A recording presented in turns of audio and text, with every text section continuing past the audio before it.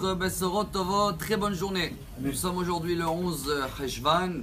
Comme tout le monde le sait, c'est la Iloula de Rachel Imenu Alea Shalom. C'est vrai qu'en regardant les sources, comment ils ont déduit qu'aujourd'hui c'est la Iloula de Rachel. C'est un événement qui s'est passé presque 3700 ans en arrière. Alors c'est vrai qu'il y a les calculs de la naissance des 12 tribus.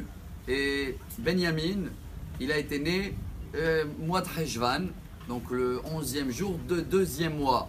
Et Rachel est décédée dans la naissance de Benjamin. Donc, on déduit que c'est aujourd'hui. C'est amené aussi dans le Rachash, le Sidour de Rachash, malgré qu'il y a des autres sources, Rashi, Ramban, ils disent que c'était peut-être l'été.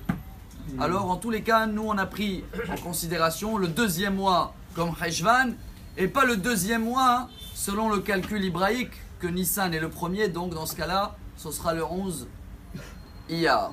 Nous, on garde la journée aujourd'hui de la Iloula, mais on n'est pas là pour donner des dates, juste pour donner les sources quand même, et pour savoir pour laquelle raison on a parlé hier. Rachel Imenu Alea Shalom est connue comme être la plus grande avocate du peuple juif. Que si on est toujours là, c'est grâce à elle.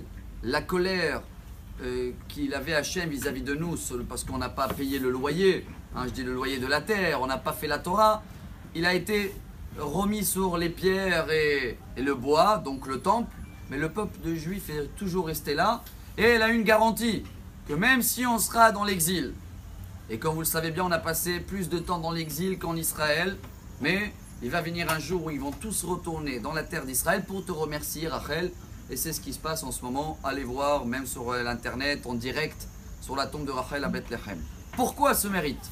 Voilà le message d'aujourd'hui, message énorme. C'est vrai, tout le monde connaît l'histoire.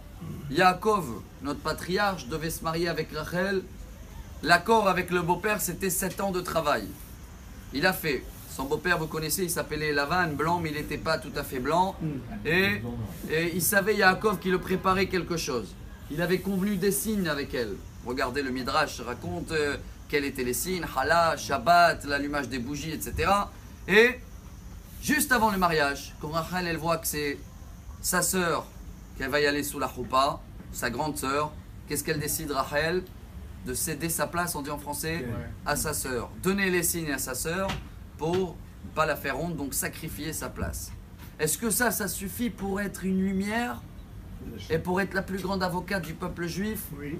Le Rav Dessler nous apprend que chacun de nous, des fois, peut faire quelque chose d'énorme, mais tant qu'il n'y a pas une deuxième fois qui confirme que c'était pas une étincelle, comme ça on peut dire, un réveil d'un coup. Des fois on fait des grandes choses, mais c'est pas sûr que nous sommes comme ça.